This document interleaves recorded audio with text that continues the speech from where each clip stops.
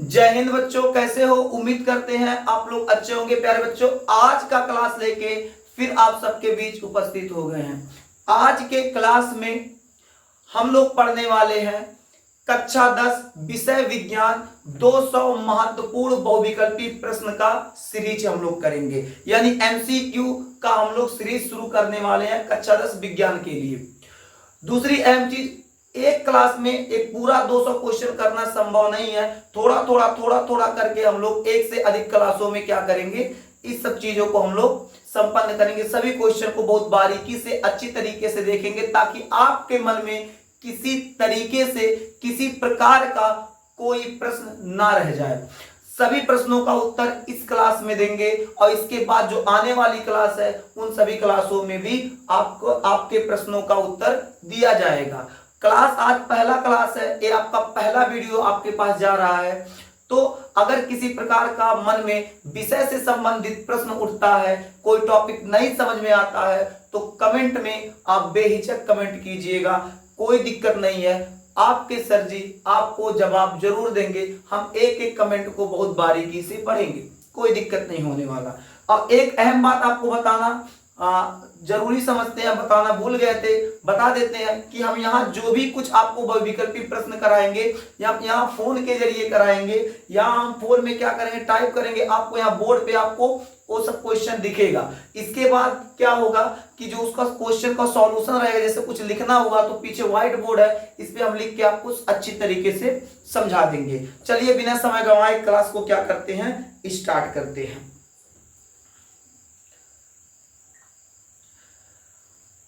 जैसा कि आपको स्क्रीन पर दिख रहा होगा, यहां लिखा अध्याय 1 रासायनिक अभिक्रिया एवं समीकरण। जो कक्षा 10 का पहला अध्याय है, रासायनिक अभिक्रिया एवं समीकरण। यहां आपका पहला प्रश्न देखेंगे आप लोग। यहां आपका पहला प्रश्न जो है, पहला प्रश्न दिख रहा है, रासायनिक अभिक्रिया के फलस्वरूप निर्मित होता है। प्रश्न कह रहा है रासायनिक अभिक्रिया के फलस्वरूप निर्मित होता है।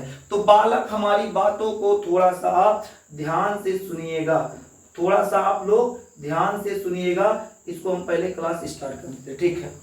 तो अब इसमें प्रश्न कह रहा है रासायनिक अभिक्रिया के फलस्वरूप निर्मित होता है।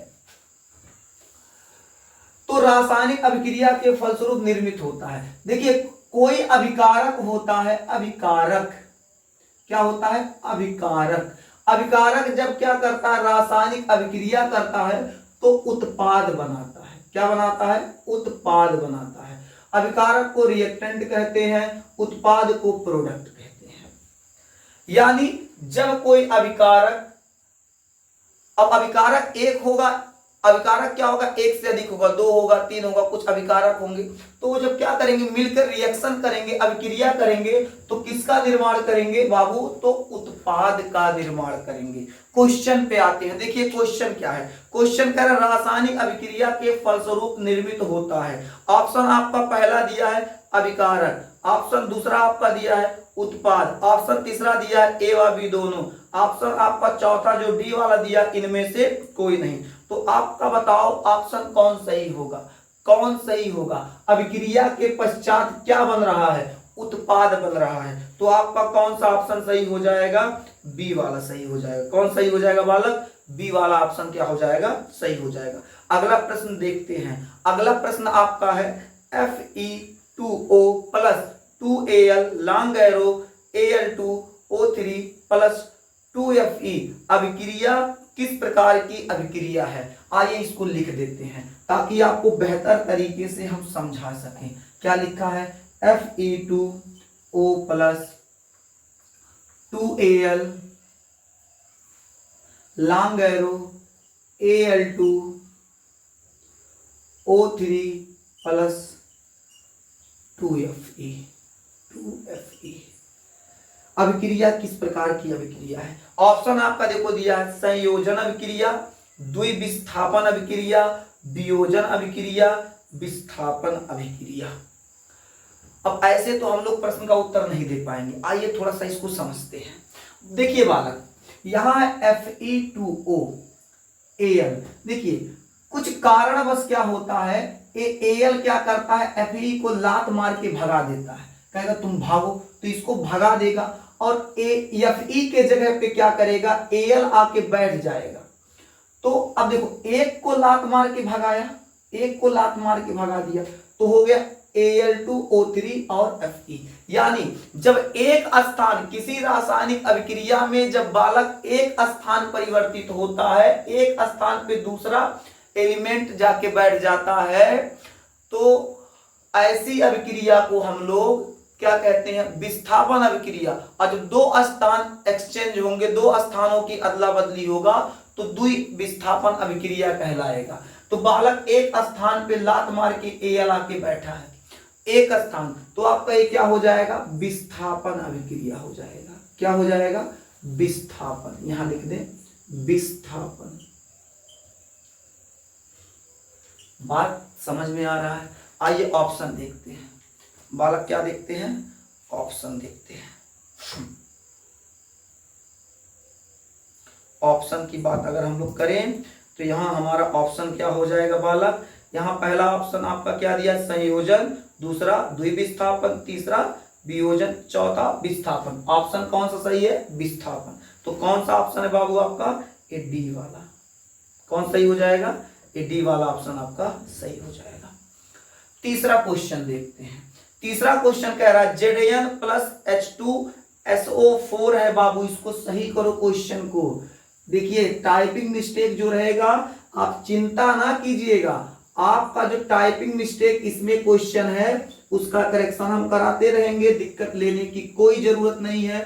Zn प्लस H2SO4, उसको जो बच्चे ऑफलाइन में सीट पाए होंगे, मिला रहे होंगे, सीट लेके बैठिएगा, आप लोग इसको सही कर लीजिएगा। H2SO4 रहेगा, क्या रहेगा, H2SO4।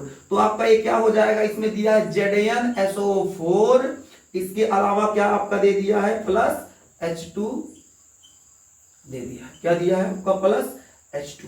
तो आपसे क्या कह रहा है बालक, कह रहा है ये Zn जो है जब H2SO4 से रिएक्शन करता है तो ZnSO4 बनाता है और H2 देता है।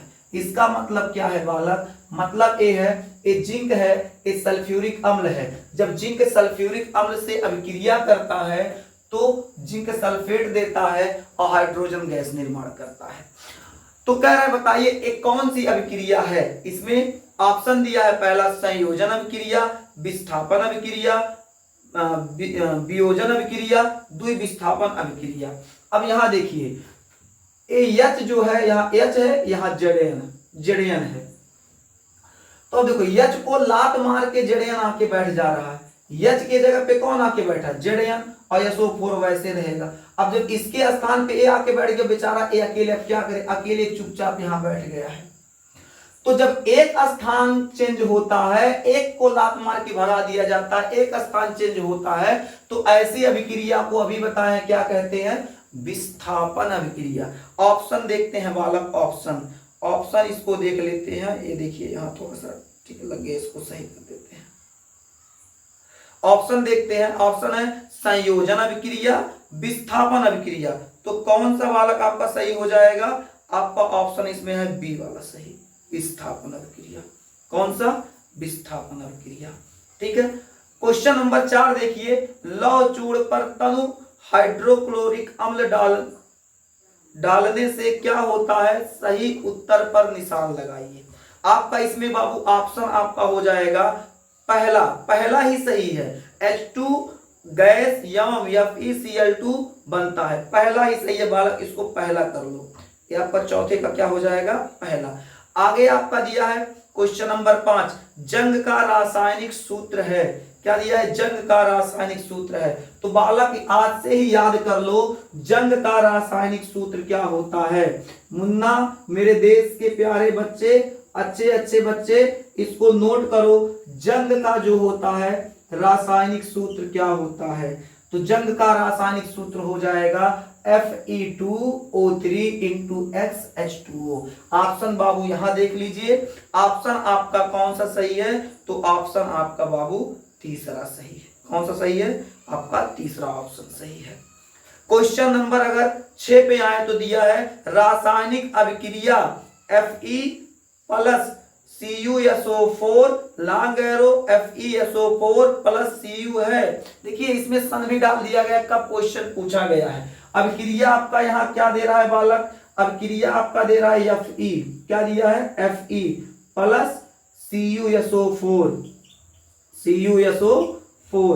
लॉन्ग एरो FeSO4 क्या दिया है FeSO4, ये है आपका Cu।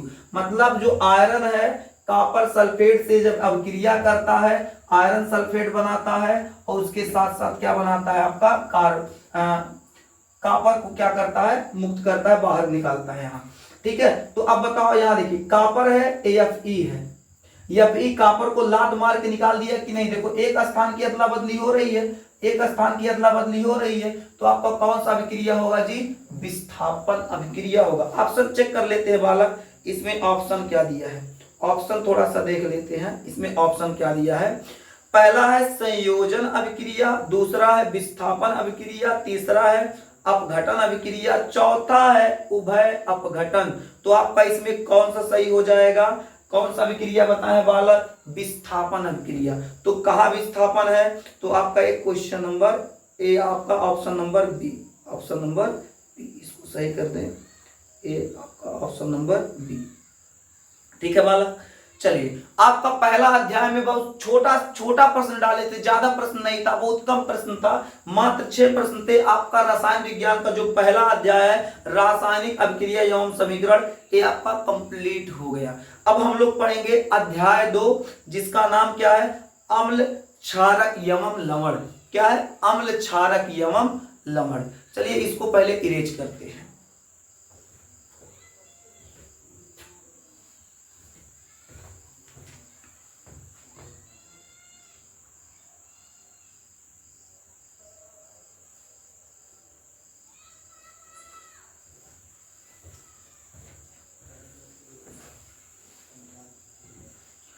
अब हम लोग बात करेंगे अध्याय 2 अम्ल क्षारक लवण पर। यहां देखिए पहला क्वेश्चन जो दिया है question number 7, plaster of Paris का रासायनिक सूत्र है। यहां सन भी दे दिया है यूपी 2023-24।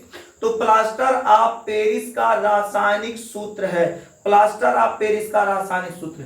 इसको देखिए ऑप्शन ऐसे ना खोजिए, आपको हम बता देते plaster of Paris POP, plaster of Paris का जो रासायनिक सूत्र क्या होता है, इसका रासायनिक सूत्र होता है बालक CaSO4 इंटू 1/2 H2O। क्या होता है बालक, CaSO4 इंटू 1/2 H2O होता है। ऑप्शन में बाबू ढूंढ लो जल्दी से। ऑप्शन देखो ए नहीं है, बी नहीं है, सी नहीं है, आपका ऑप्शन नंबर डी है CaSO4 इंटू 1/2 H2O। तो आपका कौन सा ऑप्शन बालक सही है इसमें, तो आपका है option number D, option number D. 1 minute, आपका हो जाएगा ऑप्शन नंबर डी।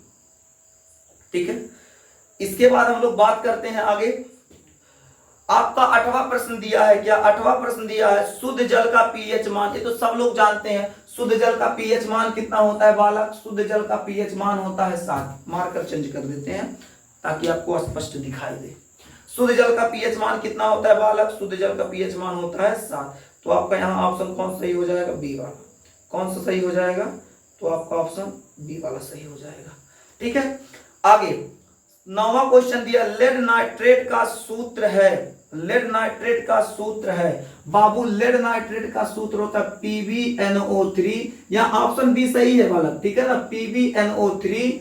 ठीक है, और इसका वोल्ट वाइज यानी PbNO3 का वोल्ट वाइज जो होता है यही लेड नाइट्रेट का सूत्र होता है। ऑप्शन आपका बी सही है। कौन सही है, ऑप्शन नंबर बी आपका सही है।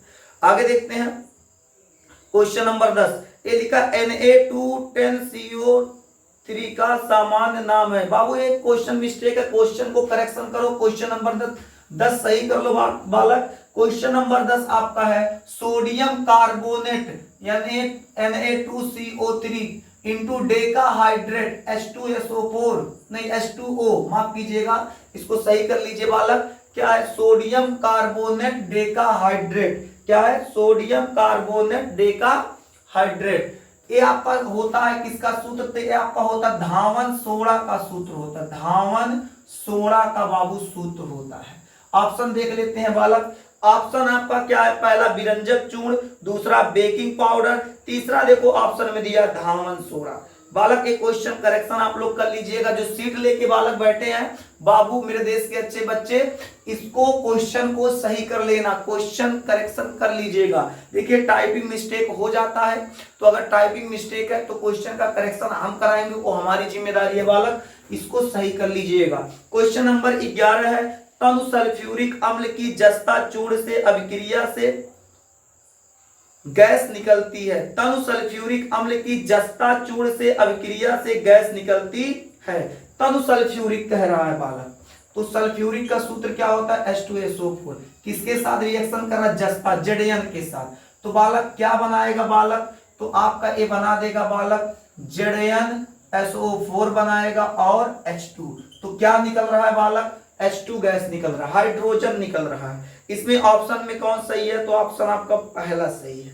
ऑप्शन कौन सही है, पहला।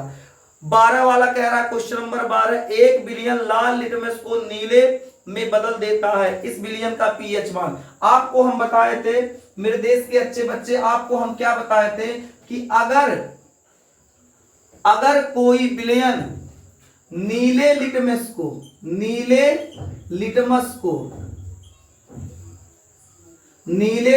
को लाल कर देता है तो आपका वो विलयन अम्लीय होगा। क्या होगा, अम्लीय। और इसी का विपरीत बताए थे, जब लाल लिटमस को क्या कर देता है, नीला कर देता है। जब लाल लिटमस को नीला कर देता है तो क्या हो जाता है बालक, क्षार हो जाता है या क्षारक हो जाता है। क्या हो जाता है, क्षारक हो जाता है। यहां देखिए कह रहा 1 बिलियन लाल लिटमस को नीले में बदल देता है। किसमें, लाल लिटमस को किसमें बदल रहा है बालक, नीले में बदल रहा है। तो आपका ऑप्शन क्या हो जाएगा, क्षार। अब यहाँ क्षार नहीं दिया है, अब यहाँ नंबर दे दिया है 1 3 6 8। देखिए अगर कोई बिलियन है उसको पीएच मान में जब हम लोग देखते हैं, अगर कोई बिलियन है अम्लीय है, उसका पीएच मान जो होगा 7 से कम होगा, और क्षारीय है तो क्या होगा, 7 से ज्यादा होगा। अब बताओ ये अम्लीय हो रहा है कि क्षारीय, तो क्षार हो रहा है ना बालक, तो क्षार हो रहा है तो क्या होगा, 7 से कम की ज्यादा, 7 से ज्यादा होगा। 7 से ज्यादा क्या, 8 9 10 11 12। ऑप्शन देखते हैं, 1 ये तो अम्लीय हो जाएगा, बिल्कुल नहीं होगा, 3 भी नहीं होगा, 6 नहीं होगा, 7 से ज्यादा क्या है बालक, 8 है। तो आपका 8 सही हो जाएगा, option number D, option number D. Question number 13 है, जल को जीवाणु रहित करने में उपयोगी पदार्थ है, धावन soda, baking soda, alum, bleaching powder.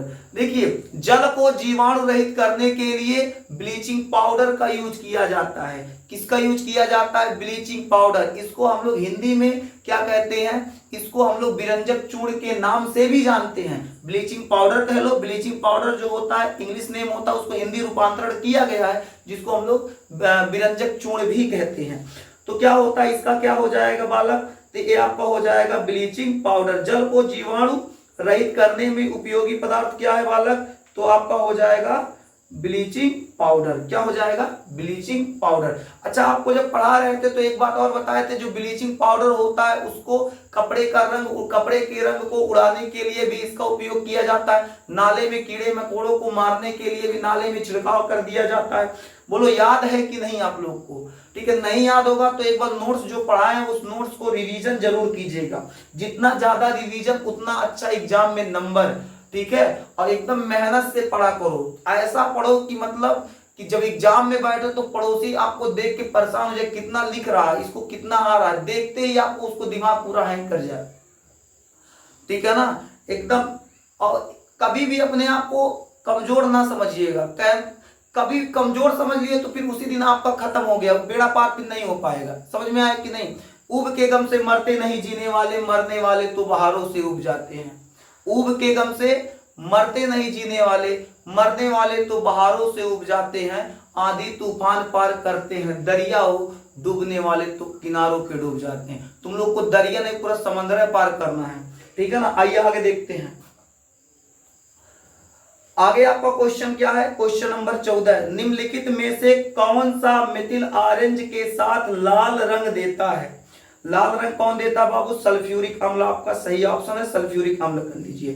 धावन सोडा का रासायनिक नाम, ऊपर क्वेश्चन आया था, धावन सोडा का रासायनिक नाम क्या होता है बाबू? इसका धावन सोडा का रासायनिक नाम देखो यही है, सोडियम कार्बोनेट डेकाहाइड्रेट। ऑप्शन देख लेते हैं, सोडियम कार्बोनेट नहीं होगा, सोडियम कार्बोनेट डेकाहाइड्रेट, ये ऑप्शन नंबर बी आपका सही हो जाएगा।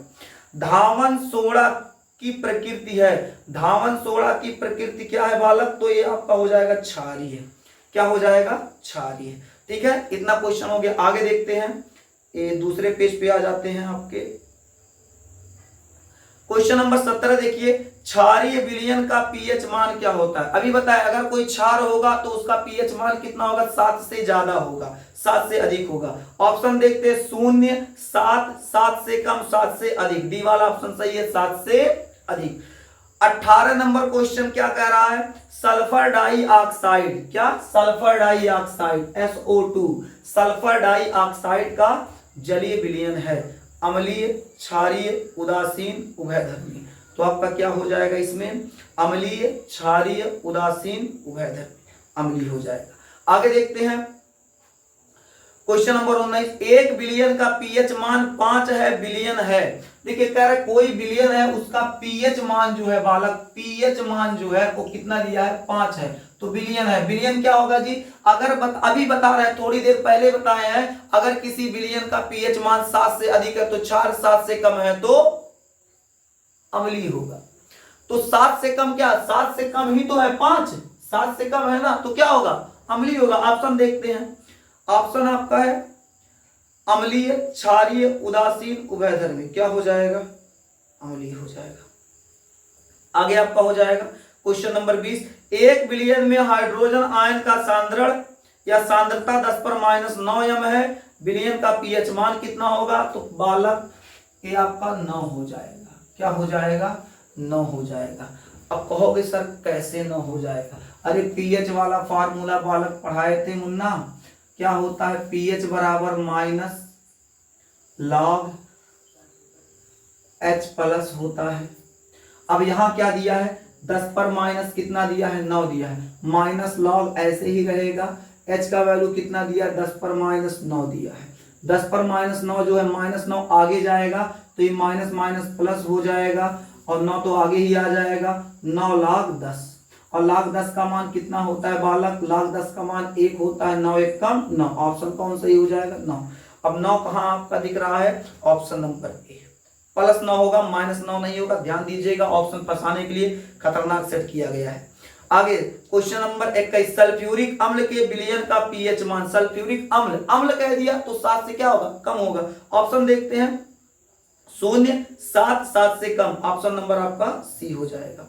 आगे कह रहा है क्वेश्चन नंबर 22, 0 पीएच वाला विलयन होता है, 0 पीएच वाला विलयन होता है। अगर किसी का पीएच मान 0 होगा तो बताओ 7 से कम होगा, होगा कि नहीं? तो क्या हो जाएगा? अम्लीय। 0 कहे चाहे 2 कहे चाहे 3 कहे, आपका क्या हो जाएगा? अम्लीय हो जाएगा। क्वेश्चन नंबर 23 को अगर देखें तो अम्ल एवं क्षारक की अभिक्रिया से प्राप्त होता है। बालक हम आपको सूत्र भी लिखवाए थे, हम आपको सूत्र लिखवाए थे कि जब अम्ल क्षारक से अभिक्रिया करता है, याद होगा मुन्ना, जब अम्ल क्षारक से अभिक्रिया करता है तो लवण का निर्माण करता है, साथ साथ जल बनाता है। तो अम्ल क्षारक अभिक्रिया करके क्या निर्माण करते हैं? तो अम्ल क्षारक अभिक्रिया करके लवण का निर्माण करते हैं। ऑप्शन इसमें क्या होगा? ऑप्शन आपका है हाइड्रोजन, ऑक्सीजन, क्लोरीन, लवण एवं जल। देखिए आपका ऑप्शन नंबर डी सही। क्या बना रहे हैं? लवण एवं जल। ठीक है, आगे H प्लस आयन की प्रकृति है। H प्लस आयन की प्रकृति क्या होती है बालक? तो H प्लस आयन की प्रकृति होती है अम्लीय। क्या होती है? अम्लीय। एग्जाम्पल के तौर पे आपको हम बता, जैसे HCl, ये कैसे टूटेगा बालक? H प्लस Cl माइनस, तो आगे अगर H आ गया आपका अम्लीय हो जाएगा। ठीक है, आगे देखते हैं, धावन सोडा के एक अणु में जल के अणुओं की संख्या होती है। धावन सोडा के, क्या लिखा? धावन सोडा के एक अणु में जल के अणुओं की संख्या होती है। संख्या कितनी होती है? संख्या 10 होती है। इसमें क्या ऑप्शन है आपका बालक? 10। क्या हो जाएगा? इसमें ऑप्शन आपका हो जाएगा डी। कौन सा ऑप्शन सही है? डी वाला। ये आपका 10। प्लास्टर ऑफ पेरिस की जल से अभिक्रिया करने पर बनता है, क्या बनता है? गलत ऑप्शन है, ये आपका बी वाला सही हो जाएगा, जिप्सम। क्या हो जाएगा? जिप्सम बनता है। क्या बनता है बालक? जिप्सम बनता है। आगे आपका क्या है? उदासीन घोल का पीएच मान होता है। उदासीन है, न 7 से कम है ना 7 से ज्यादा, तो आपका क्या हो जाएगा? 7 हो जाएगा। इसमें सही कर दें। हाँ, उदासीन घोल का पीएच मान कितना होता है बालक? 7 होता है। अभी तक क्वेश्चन नंबर 27 तक हम लोग सॉल्व कर चुके हैं। 2 चैप्टर आपका रसायन विज्ञान का 2 चैप्टर कंप्लीट हो चुका है। तीसरा चैप्टर आपका है धातु तथा अधातु। वीडियो लंबा हो जाएगा इसलिए क्लास यहीं रोकते हैं। अगले क्लास में आपको धातु तथा अधातु से यानी क्वेश्चन नंबर 28 से सॉल्व कराना शुरू करेंगे। फिर मिलेंगे आपसे अगले क्लास में। क्लास कैसा लगा आप कमेंट में जरूर अपना विचार दीजिएगा। आपके विचार के आधार पे कुछ अगर जैसे वीडियो की क्वालिटी में कुछ दिक्कत होगा, आवाज में दिक्कत होगा, या स्क्रीन पे जो चल रहा है वहां दिक्कत होगा, तो उस पूरे का जो समाधान है हम करने का प्रयास करेंगे। प्रयास तब करेंगे जब हमको उस समस्या के बारे में पता रहेगा। तो समस्या जो आपको अगर हो रही है पढ़ाई में तो आप कमेंट में बताइए। अगर कोई नई समस्या है तो आप कमेंट में जरूर लिखिए कोई समस्या नहीं है। ठीक है, फिर मिलते हैं आपसे अगले क्लास में। तब तक के लिए जय हिंद।